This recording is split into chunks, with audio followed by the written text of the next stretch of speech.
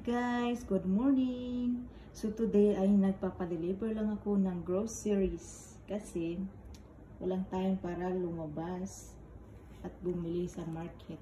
Kaya nagpa-deliver lang kami. So ito na guys, dumating na siya. Ito na yung in-order namin na sinapay. Saka ayan.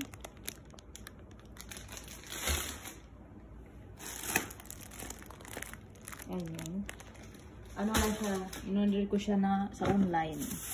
Ito ay plantain. Plantain. Ayan. Maganda rin siya na minsan sa online tayo bumili pag tinamad tayo. Hindi kaya walang time para lumabas.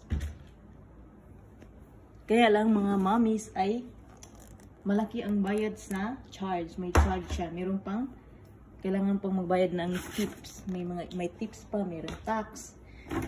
Kaya itong lahat na to na pinambili ko, hala, mali yung binigay sa akin. Ang in-order ko ay red. Hinog na siya na chili. Ang binigay ay green. Ay naku. Ito naman ay kiwi. Yung asawa ko ay mahilig talaga yan sa kiwi. At orange. Ayan. At ito naman ay rice. Dahil yung asawa ko ay mahilig sa basmati rice. Ako naman ay mahilig sa jasmine rice. Mas masarap kasi yung jasmine rice. Siya naman ay gusto niya yung ganyan kasi ano siya, long rice. Long ang tawag. Yung mahaba siya na, no? Mahaba yung hibla ng rice. Ito naman ay salt. Ayan. Galing naman. Ang mura lang ng salt na ito. Nasa almost $2 lang. At ito naman ay ang milk. Ito ay iniinom ko araw-araw. Yan.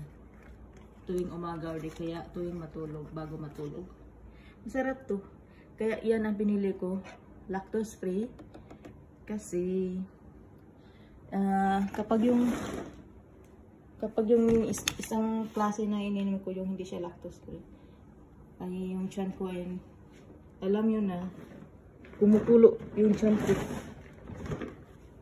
So ayan lang guys. So ang nabayad ko dito ay nasa, hindi masya umabot ng $100. Yan lang siya lahat. So, ang sarap nito. Butter flavor. Ayan. Ayan lang siya. Ito, sarap nito. Chocolate.